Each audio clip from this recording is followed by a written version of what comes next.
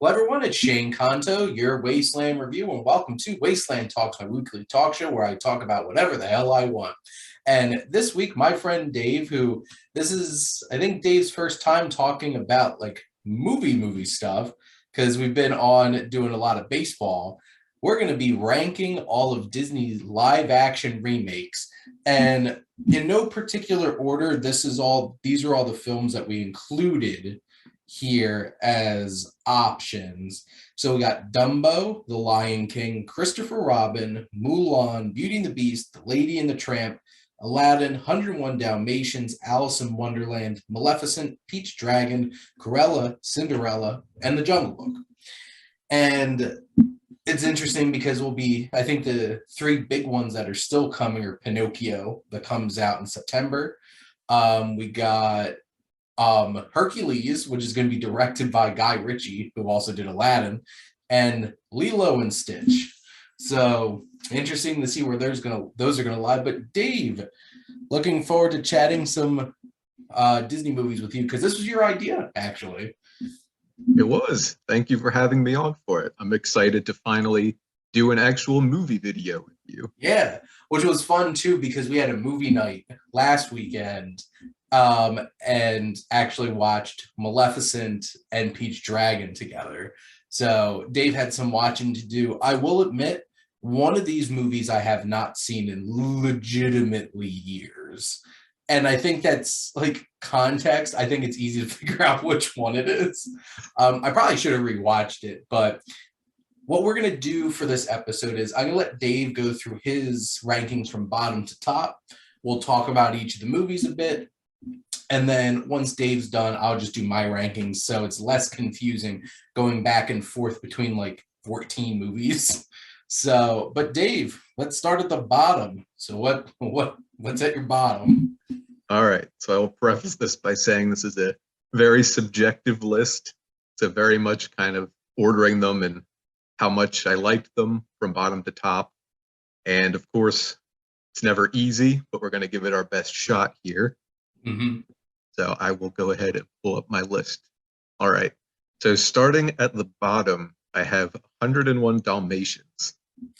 So spoiler alert, I also bottom of my list. And this is indeed the movie that I have not watched. Yes. And I think that's going to play a part in how we rank these because some of them we've seen pretty recently and some we haven't seen in a long time. And I remember it being silly. And like Glenn Close was like big and doing her crazy Cruella de Vil. But like I really don't remember a whole lot about the movie, honestly. I was kind of in the same boat. I did actually watch it pretty recently because I think I may have seen it when I was little, but I had like very vague memory. But I wanted to go back and at least have a pretty good idea of what goes on so I could rank it properly. And just because it's at the bottom of the list, that's not like, I don't feel like it's a bad movie per se. I think part of that is just like, for one, it's a lot older than some of the other live action movies. So you kind of expect more when you watch a live action movie now. Yeah. And, you know, while maybe it doesn't stick out like some of the newer ones do, I think it's still a perfectly serviceable movie. I haven't seen the animated 101 Dalmatians in quite a while. So I wasn't going into it trying to compare it to that necessarily. But, you know, I think Glenn Close had a fun portrayal of Cruella in the movie, which helped to carry it. And, you know, I think it's an entertaining movie, whether you're an adult or a kid seeing it for the first time.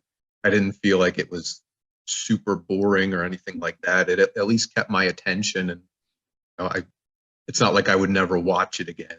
So it's more so just, you know, compared to the other movies on this list, I don't think it doesn't quite live up to that same expectation. It's interesting. I just looked up the director, Stephen Herrick. He directed Bill and Ted's Excellent Adventure, The Mighty Ducks, and The Three Musketeers from like the early 90s. what a very specific time that this director was making some movies.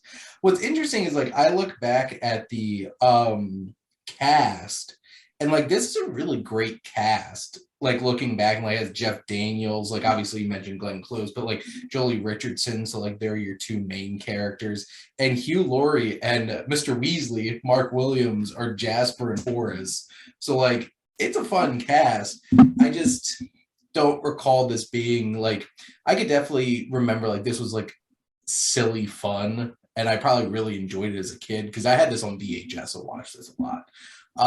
But it's very interesting because we have another Cruella film on this list, which is very interesting. But spoiler alert, this is also at the bottom of my list. So what do you have next, Dave? Let's see. Next up, I have The Lion King. This one. So do I. We're off to a great start. Yeah. I'm sure we'll have some differences as we get further into the list. But I think, for one thing, the original is fantastic. Yes. So I went in with expectations, Mm-hmm. Like the original is one of my most favorite movies of all time. And the remake, it just felt like it didn't need to happen.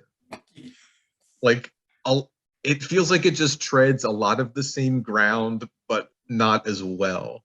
No, it's like exactly. Like, I guess they added a few new things here and there, but it didn't really feel like it added to the experience. Like the Beyonce song that just was in there to sell Beyonce. So, and like it was a weird pick too, because like it's like quote unquote live action, but really it's still animated. I was going to bring that point up too. So technically, this is not a live action remake because it's all in CGI anyway. It's just different kind of animation. It just looks photorealistic. Yeah, that's the it thing. Felt like they just took the original movie and wanted to make a tech demo with it. Well, and I think the photorealistic thing doesn't work so well because it's like dead-eyed animals talking. There's no expression. No, and I feel like that's a little weird. And like the James Earl Jones choice, great, because who the hell would you have gotten to replace him in the first place? The only real casting that I loved was, oddly enough, Billy Eichner and Seth Rogen as Timon and Pumbaa. But like Chiwetel Ejiofor, I feel bad because like he gives a certain kind of performance and he can play a really good villain. He was so great in the movie Serenity, the like based off of Firefly show. But like this is extra hard not to just compare to the original because it did the same exact thing. Like it's the same exact movie except longer and worse. And they butchered Be Prepared. I felt like they're like, well, we can't outdo it, so let's just half-ass it and not even think about it, which is really disappointing. And this, if I had to pick the most disappointing one on this is 100% it. And this is exactly why you don't remake great movies and try to do the same thing, because it's gonna suck. And it did. So, but it made a $1.7 billion. So I don't think Disney's learning that lesson. So Dave, what do you have next? Let's see. Next, I have Dumbo. It's not exactly the same place, but it's really close. This one, I mean, okay, yeah, this one, the source material was pretty short, so they did definitely add in some new stuff. Yeah. But like, I think I only saw it when it was in theaters. Mm-hmm. So it's been a while, but a lot of that extra stuff, I don't really remember it that well. Like it didn't really stick out to me. Dumbo himself was fun. He was a cute character. I liked him. You were rooting for him at times. Danny DeVito obviously is awesome. I enjoyed seeing him in that movie. But other than that, like as a whole, I don't know, it just doesn't really stick out for me. Like I appreciate that they tried to, you know, do some new things with the story. It didn't feel like it really added to it very much for me. I feel like this is really weird, but like both Tim Burton movies on this list are really bland. And that's weird because one thing that you should expect from a Tim Burton movie is it to be weird and like quirky and out there. But like Dumbo just felt first, it really didn't like, except for some of the coloring and stuff like that, it didn't feel like a Tim Burton movie. I don't feel like you really got his personality in it. And like Colin Farrell was bland character. Michael Keaton was like a stereotypical mustache twirling villain. He was really handy though. I enjoyed him in it. And you have Danny DeVito, who this is not the only movie he's been in that Tim Burton's directed that he's played like the leader of a circus.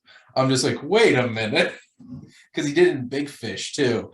And yeah, I just feel like Dumbo was adorable. I did appreciate them going in a different direction with it instead of having like a talking Dumbo and him going off on all these weird adventures and you know interacting with racist caricatures of animals. So like that's an add up, but like yeah, this one's really forgettable and bland, and it's a shame. So, but what do you got next, Dave? Next, we have Lady and the Tramp. This is also pretty low for me too. I actually had this right above Dumbo, just not in the same spot. This one I did watch recently, and I haven't seen the original quite a while. So I wasn't really comparing it to that per se, more so just on its own merits. And, it didn't feel like a super spectacular movie, but nothing about it felt terrible either. I mean, I enjoyed it. Like, Yeah. I feel like it did what it needed to. It wasn't anything that was like that stood out a whole lot about it, but it was just a fun movie.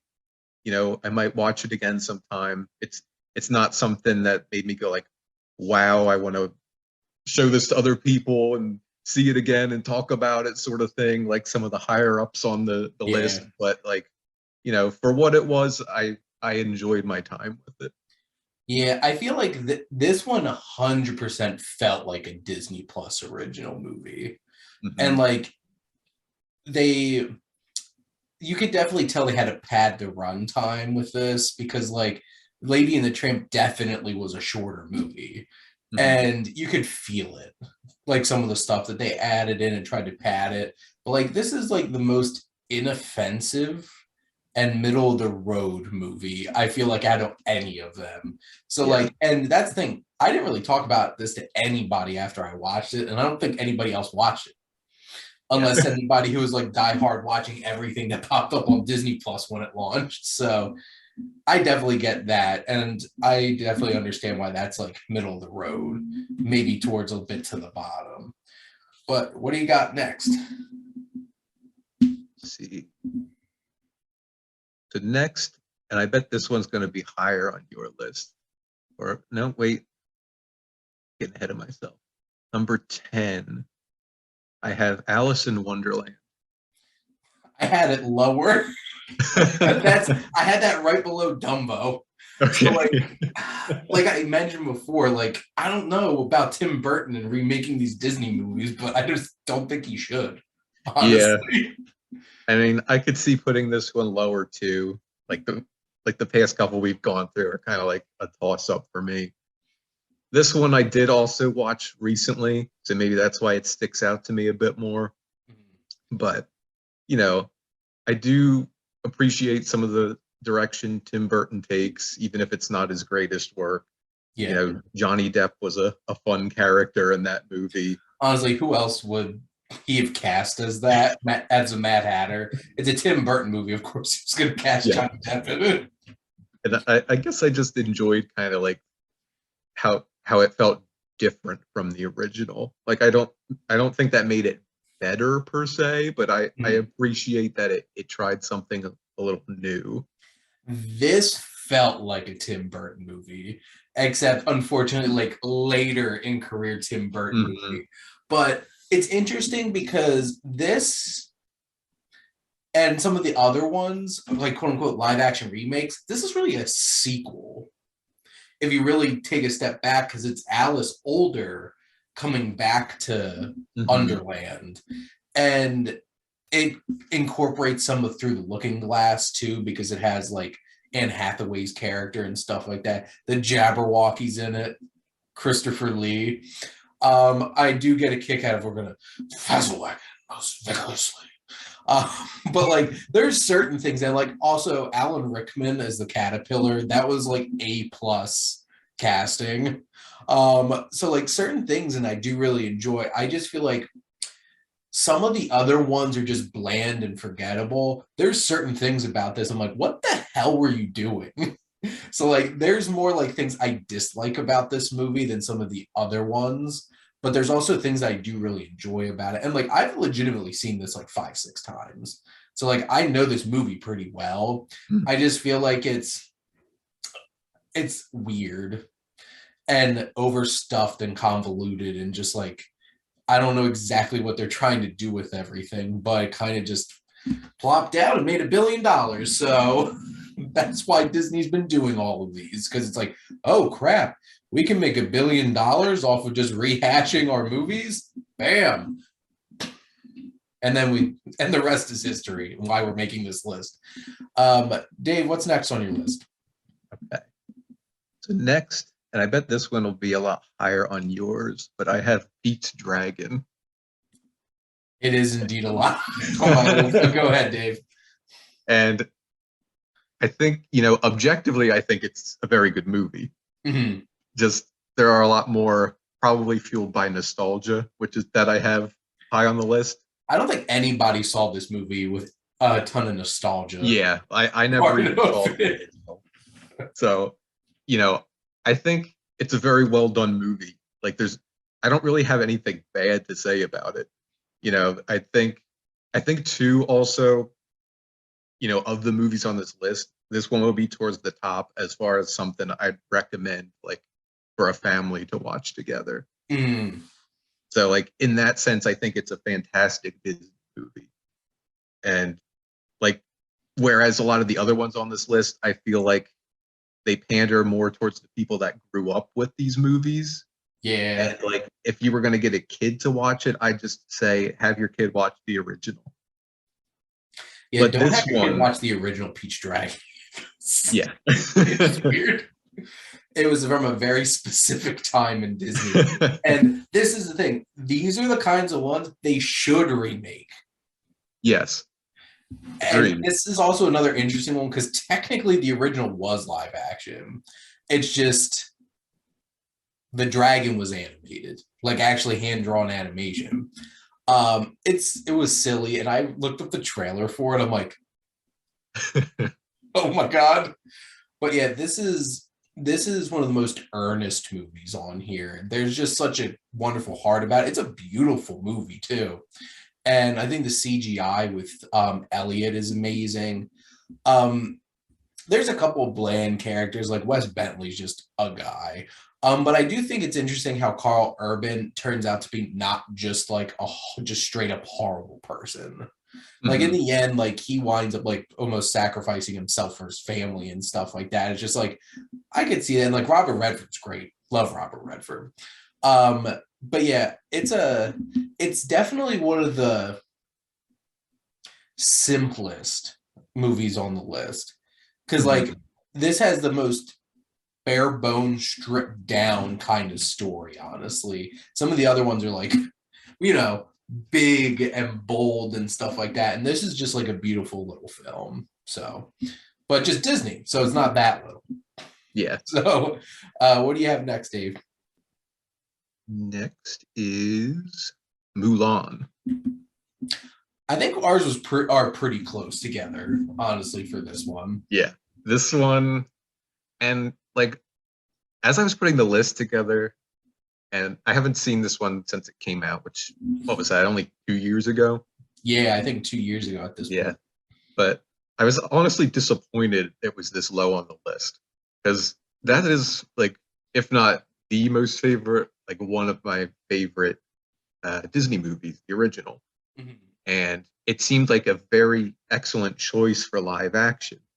You Yeah. know, I think this was one where going into it, I was like, this is a movie that could translate into live action very well. Mhm. And in certain ways, it did. I mean, there were some great action sequences. Yeah. The scenery in the movie was very nice, but it also felt like it sacrificed some of the charm from the original. You know, we didn't have Mushu for one, which was a big letdown. I feel like that alone took away a lot from the movie. Which I would say if they just stripped away all the magic and mysticism, I wouldn't be like mad about it. But you still had Lady who turns into like animals and stuff. It's like, why couldn't you throw a dragon in there?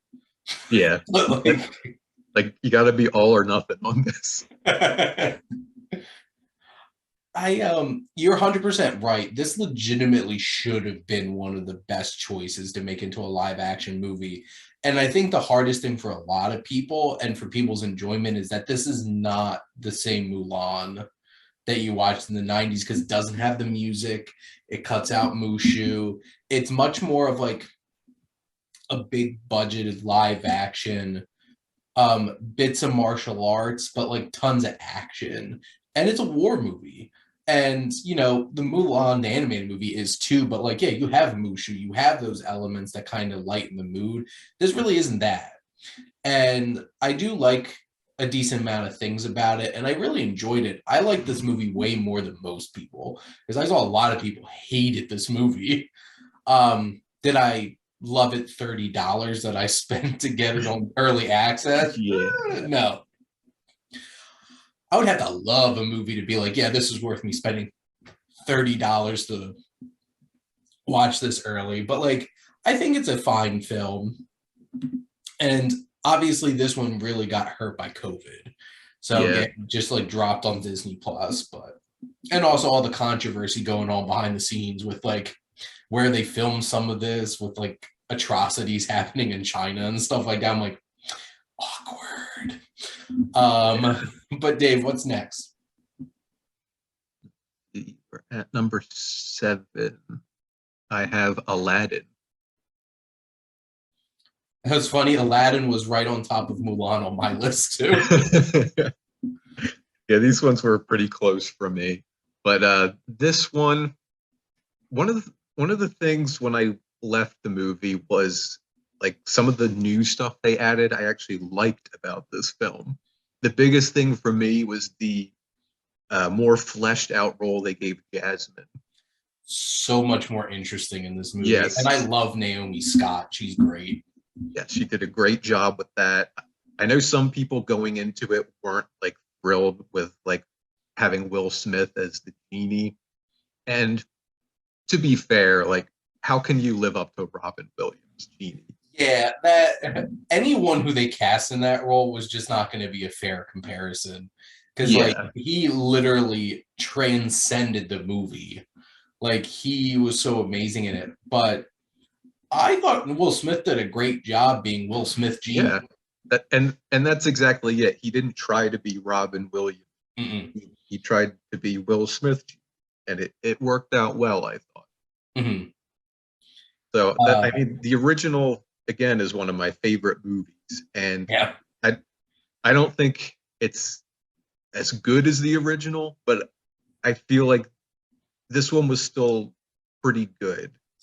Yeah, I still question the choice to have Guy Ritchie direct this movie. Hmm. Still real, and now I'm questioning him directing the Hercules movie. I'm just like, Guy Ritchie, just stick to your British gangster movies, please. Maybe Sherlock Holmes, but like, don't touch a bunch of Disney movies. Thank you.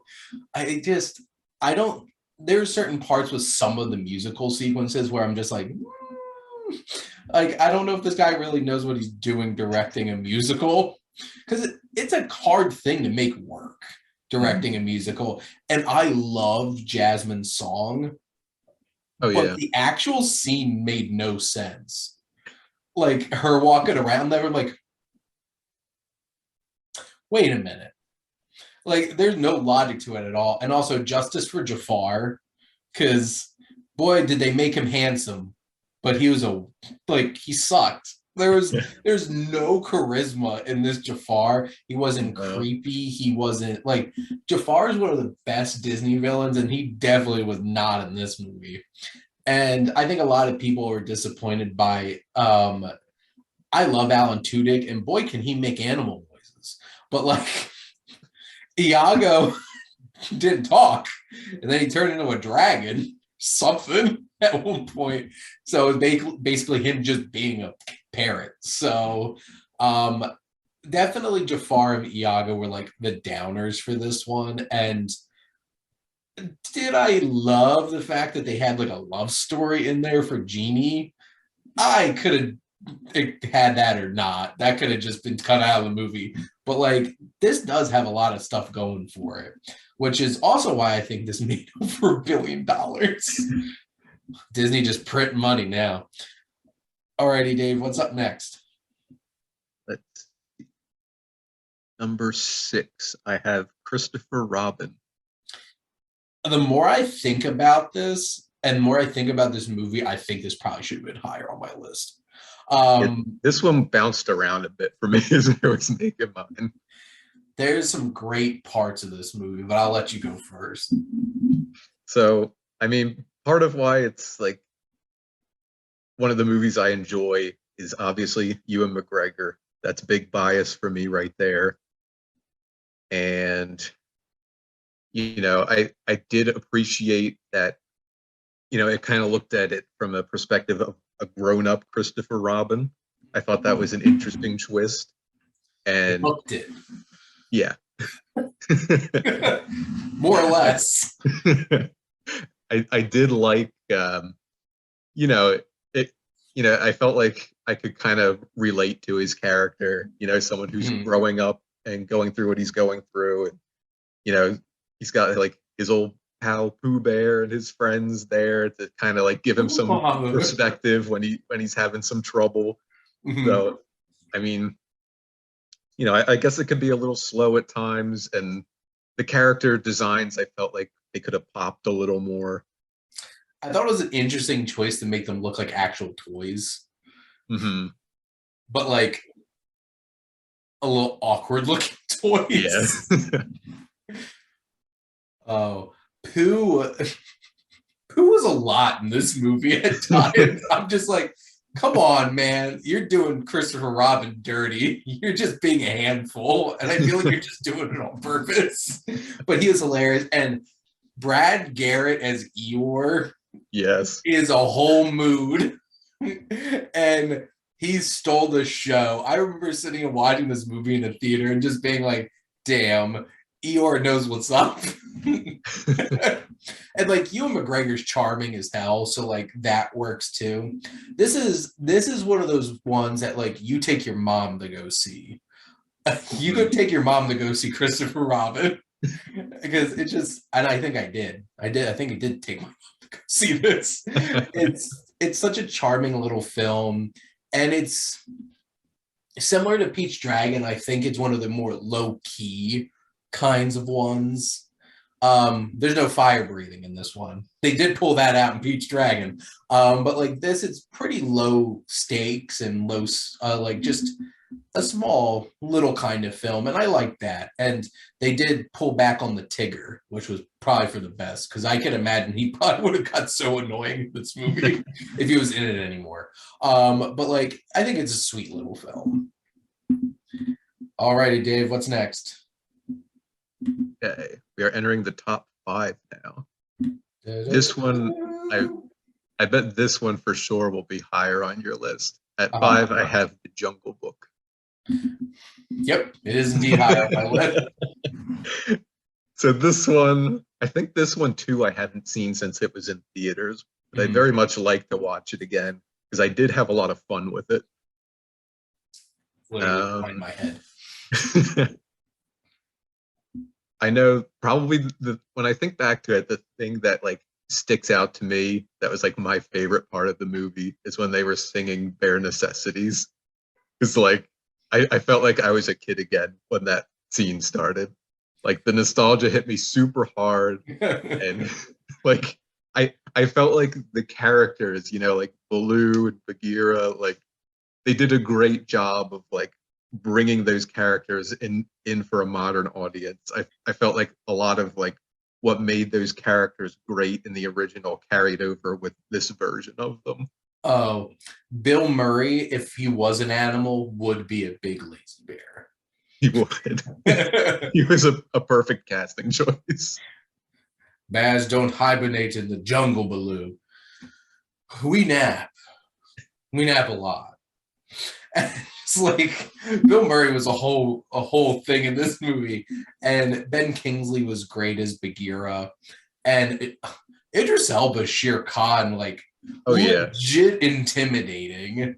And my personal favorite part of this movie is when Christopher Walken shows up as a big gangster ancient orangutan at Giant Pithecus. I'm just like, yes, this is exactly what I wanted. Like the whole thing.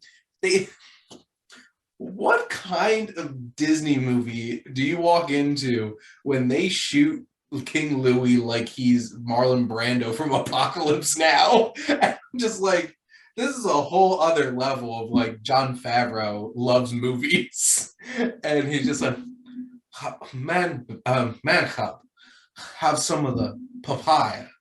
And when he actually started singing, I absolutely loved that. And then the action sequence that followed was terrifying.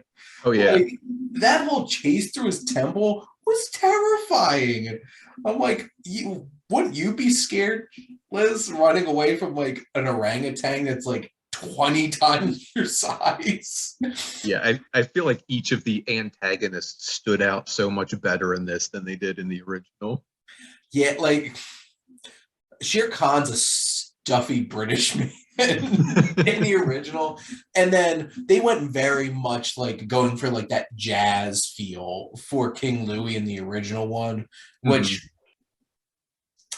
if you think about it now is a little awkward having like a very obviously like black influenced characters being apes in a movie, but they didn't think about crap like that back in like the 60s and 70s when they made the Jungle Book. Yeah, that's an old movie. I'm like, so how do we fix it? Make him a gangster and cast Christopher Walken. I'm so down for Jungle Book 2 because they are making that. I'm like, that's gonna be fun. And I love that credit sequence with the actual Jungle Book, and they show that King Louie's not dead, that he came out of the rubble and everything. I'm like, oh, he's coming back for vengeance. Hoping Christopher Walken keeps it going long for them to make him in the sequel. Yes.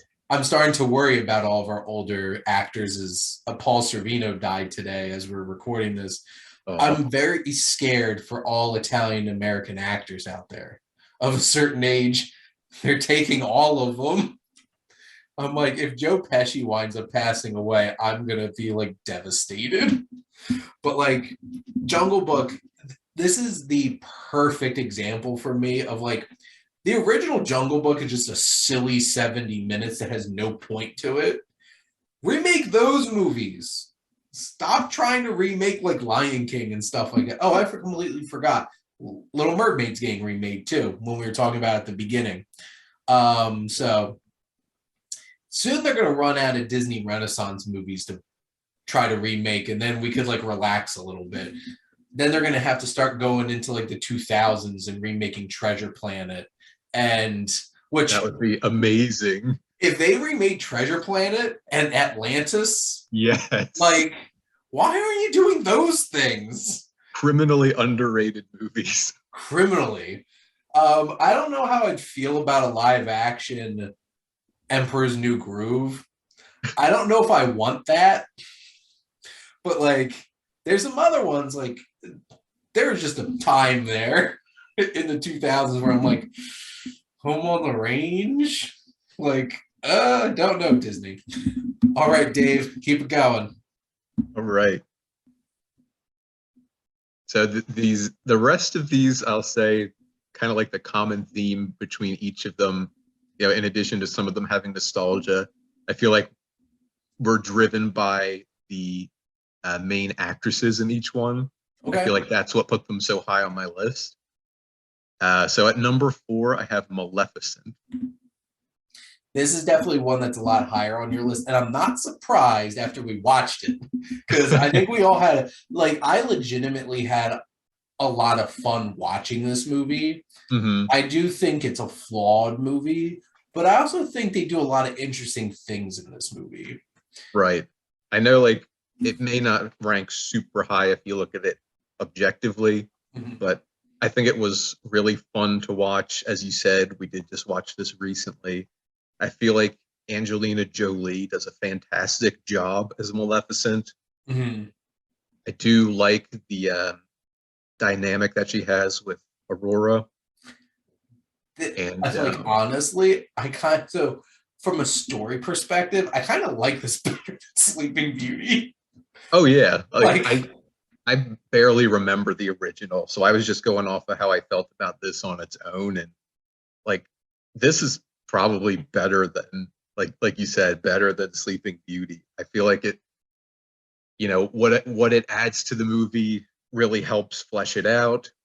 I feel like the performance from Angelina Jolie is very strong, which is what made it so high up on my list.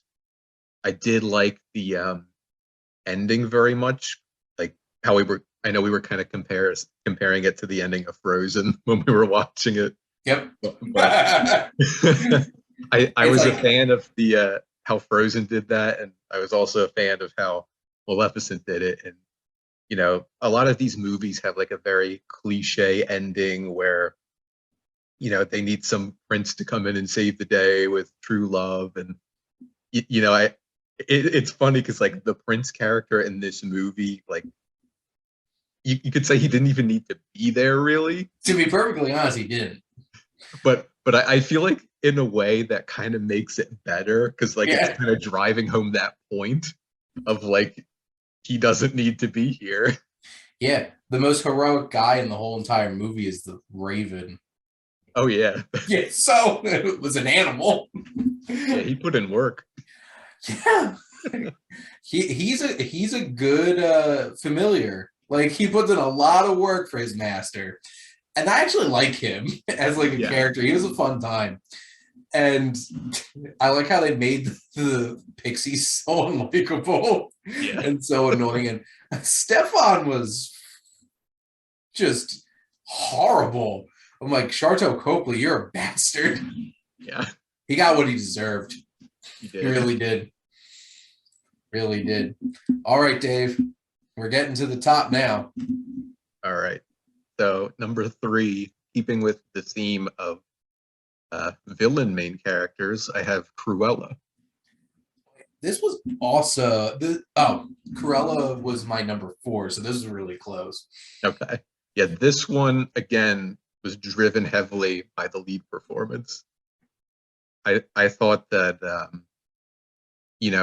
and obviously this isn't like an exact remake of 101 Dalmatians. Yeah. This is more like, I guess, exploring the character of Cruella, and certainly does take a lot of creative liberties, but in a good way. Yeah.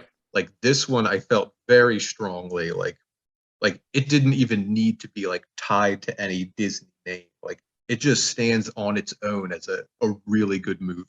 Mm-hmm. And also all of the different outfits in the movie make it really stand out too. Like they went hard with the fashion elements in this movie. They spared no expense on the wardrobe, which I appreciated because you need that in a Cruella movie, and it delivered. They really did go there, and Emma Stone is amazing in this. Yes, she killed it.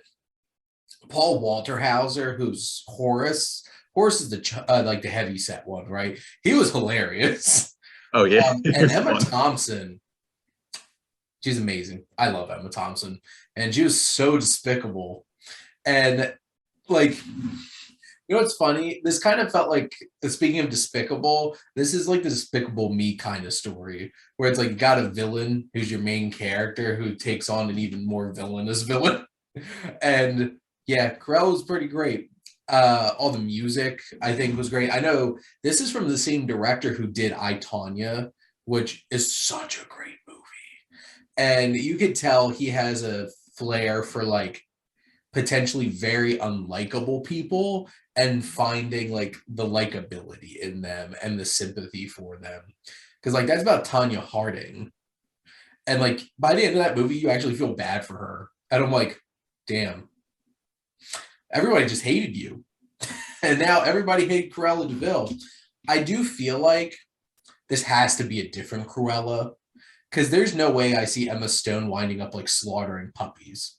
No. Like this Cruella definitely does not do that.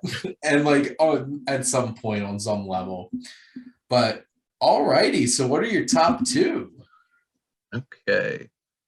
The number two, I have Beauty and the Beast. I know this one probably, I know people had mixed feelings on this one. I know this is probably a lot higher for me than it would be for some other people. Like this is my number 5. This still made my top 5 because they did some amazing things with this movie. It's still pretty high. This one again, the performances I felt were very strong. You know, Emma Watson as Belle, fantastic. And the guy that played Gaston, Luke Evans, was Luke Evans is amazing. So good. I got so mad when they canceled the Gaston and LeFou series they were going to do. I'm like, no. That would have been amazing. I actually wanted this for some ungodly reason because Luke Evans and Josh Gad are fantastic in this movie. Oh, they're so good together. Yep. And like, I know like some of the things about this are not as good as the original.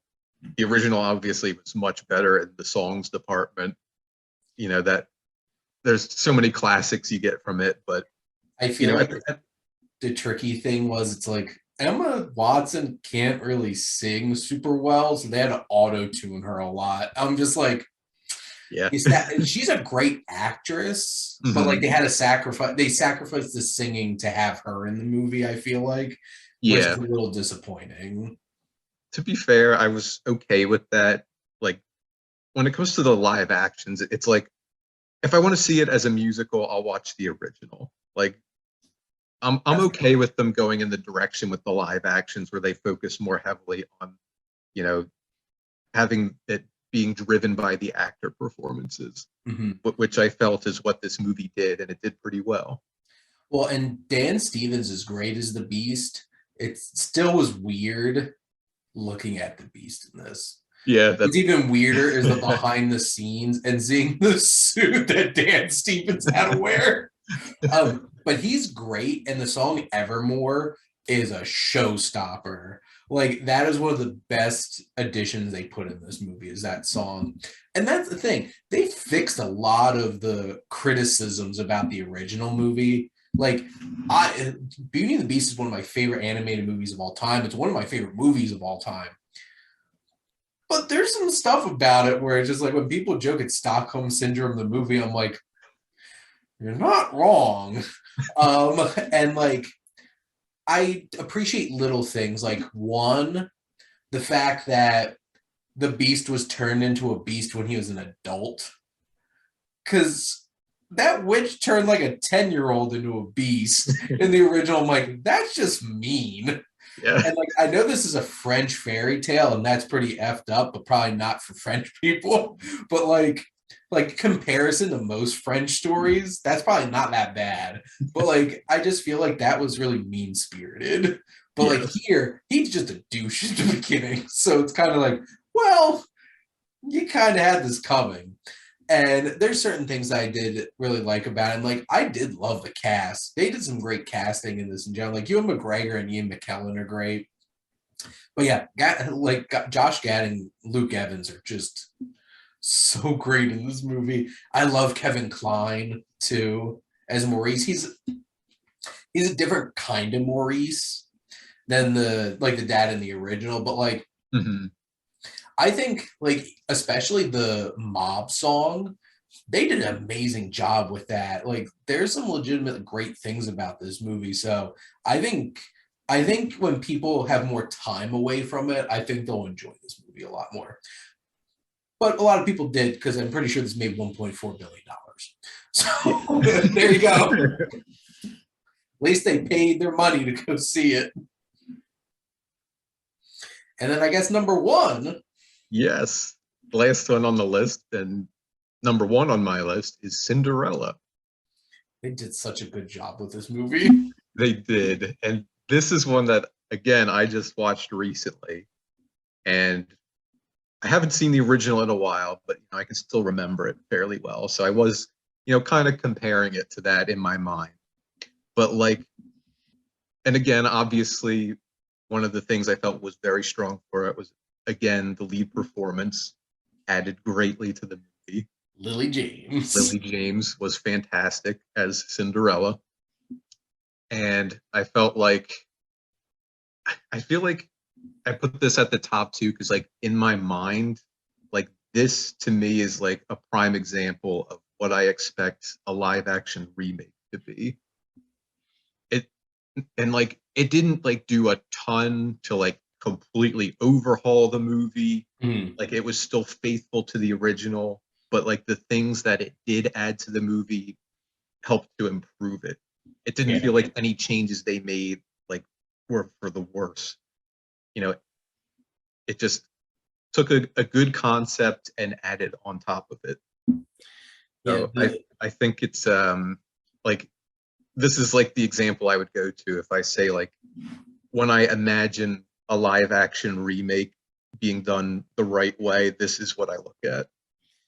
Kenneth Branagh was such a smart choice for this movie because he just channeled all that like Shakespearean elegance that he brings to all of his projects. It's like bam, because like he did the same thing with like Asgard in the first Thor movie. Like he really knew what he was doing with it, and he really knew what he was doing with this world. The production design, the costumes, the everything is just amazing. Lily James is great. Richard Madden, aka Rob Stark, also great as the prince in this. And even because it's Kate Blanchett's the evil stepmom, right? Yes, she was also fantastic. Yeah, and then I thought it was odd having Helena Bonham Carter play the fairy godmother. I'm like, interesting choice. She's quirky and weird. And that's exactly what I guess I would expect from her as this character. And like, it's just such a purely it is a great remake. And it's one of the ones where it's just like, if you're going to take a classic and not overhaul it, this shows a lot of respect to it. Yes. Where like Pete's Dragon and Jungle Book, I felt like we're able to draw upon like very, like there's serious flaws about those original movies and they were able to make something better with it. And then Maleficent and Cruella do something very different with it. And I like that. And what's interesting is Christopher Robin and Alice in Wonderland do the same thing, except I feel like Christopher Robin's a lot less confusing about it, where it's just like them revisiting what used to be like their childhood and stuff like that. And it's interesting because you have all these different approaches, and then you have the challenging things where you're trying to remake, Beauty and the Beast and Aladdin and The Lion King, which are like the pinnacle of Disney animated movies. I'm really interested to see what they do with The Little Mermaid too. I'm afraid that that's going to be another one that's going to walk a tightrope of like, we're going to piss a bunch of people off, or are we going to like deliver something people love?